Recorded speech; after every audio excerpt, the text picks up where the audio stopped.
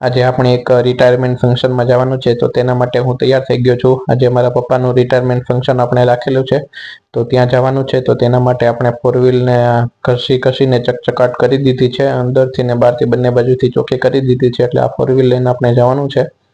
અને બાકીના માણસો તમે જોઈ શકો છો કે અમારા જીજાજી ને બેન આગળ જાય છે બાઇકમાં, અમારો ભાઈ પણ બાઇક લઈને જાય છે, અને મારા બા દાદા અને એ બધા ફોર વ્હીલમાં અત્યારે બેઠા છે. અને મારી પાછળ મારા ભાઈ બેઠા છે, એટલે હું પણ બાઇક લઈને ત્યાં જાઉં છું. હવે ત્યાંથી આપણે ફોર વ્હીલ લઈને નીકળી ગયા ને આ કેકેવી હોલ્ડરનો બ્રિજ છે તેના ઉપર અત્યારે જાઉં છું. અને તેનાથી આગળ આપણે જાય એટલે કટરિયા ચોકડીનો જે પુલ બને છે ત્યાં રોડનું કામ હજી ચાલુ છે. ત્યાંથી આપણે જમણી સાઈડ વળી ગયા અને જમણી સાઈડ વળીને આપણે નવા 150ના રોડ ઉપર આવી ગયા છીએ. નવા 150ના રોડ ઉપર રાધાજી હોટલ છે. આ રાધાજી હોટલમાં આપણું ફંક્શન રાખેલું છે. હવે આપણે હોટલમાં આવી ગયા છીએ અને હોટલમાં હજી આવ્યા ત્યાં તો હજી ખુરશી ગોઠવાતી હતી. અત્યારે હવે 7 વાગી ગયા છે, એટલે 7 વાગે મહેમાન આવવાનું ચાલુ થઈ ગયું છે. અને અહીંયા રાધાજી હોટલમાં તમે બહારનો લુક પણ જોઈ શકો છો કે કેવો મસ્તીનો સાંજનો લુક અહીંયા આવે છે.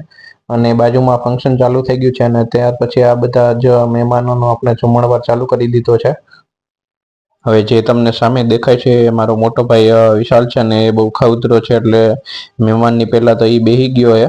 અને આ બાજુ તમે જોઈ શકો છો કે હેત ને હર્ષ બે જે જોડવા છે તે આ બાજુ જમણી બાજુ બેઠા છે અત્યારે. અને અત્યારે જમણવાર આપણે મહેમાનોનો ચાલુ કરી દીધો છે. હવે મને લાગી હતી ભૂખ, એટલે આપણે થાળી લઈ લીધી છે અને આપણો વારો છેલ્લો હતો એટલે બહુ વધારે ભૂખ લાગી ગઈ છે. અને અત્યારે આપણે થાળી લઈ લીધી છે. હવે કોઈ મહેમાન કે કંઈ બાકી નથી અને ફંક્શન એ પૂરું થઈ ગયું છે. હવે ખાલી એક આ જમણવાર પૂરું થઈ જાય એટલે આપણો આજનો દિવસ બહુ મસ્તીનો ગયો.